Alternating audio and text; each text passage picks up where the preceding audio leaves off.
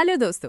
तो दोस्तों आज के एपिसोड की शुरुआत होती है राधिका के कमरे से, जहां वो बहुत परेशान बैठी होती है और बार बार प्रार्थम की बातें याद कर रही होती है। तभी प्रार्थम वहां आता है और राधिका से पूछता है कि वो उससे दूर दूर क्यों रह रही है। राधिका कुछ कहना चाहती है लेकिन फिर चुप हो जाती है। अब दोस्तों दूसरी तरफ राजनी यानी प्रार्थम की माँ दादी के साथ बैठी होती हैं और कहती हैं कि राधिका की वजह से घर में हर दिन नया ड्रामा हो रहा है। दादी थोड़ा शांत रहने को कहती है लेकिन राजनी साफ बोल देती हैं कि वो राधिका पर अब बिल्कुल भरोसा नहीं करती। अब दोस्तों यहीं पर निहारिका की एंट्री होती है, जो बातों बातों में राजनी को और भड़काती है और कहती है कि राधिका प्रार्थम को उनसे दूर कर रही है। ये सुनकर राजनी और भी गुस्से में आ जाती हैं और फैसला कर लेती हैं कि आज राधिका से सीधा सवाल किया जाएगा। इसके बाद दोस्तों घर के हॉल में सब इकट्ठा होते हैं। राजनी सबके सामने राधिका से पूछती हैं कि वो आखिर प्रार्थम से क्या छुपा रही है। राधिका घबरा जाती है और कहती है कि उसने कुछ भी गलत नहीं किया है, लेकिन निहारिका बीच में बोल पड़ती है और कहती है कि राधिका की वजह से ही घर में गलतफहमियां बढ़ रही हैं।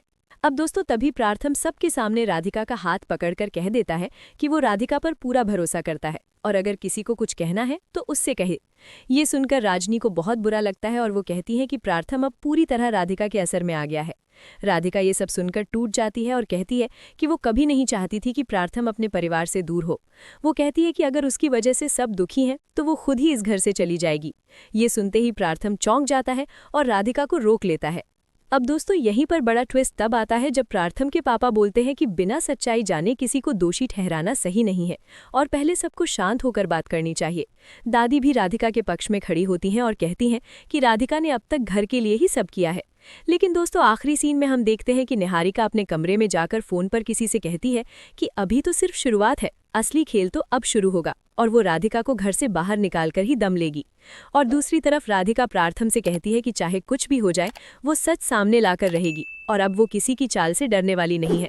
तो दोस्तों अब आने वाले एपिसोड में देखना बहुत मजेदार होगा कि निहारिका की अगली चाल क्या होगी और क्या राधिका प्रार्थम का रिश्ता इन सब मुश्किलों में और मजबूत होगा या फिर से कोई बड़ा तूफान आएगा। आगे क्या होगा ये जानने के लिए देखते रहिए मन अति सुंदर।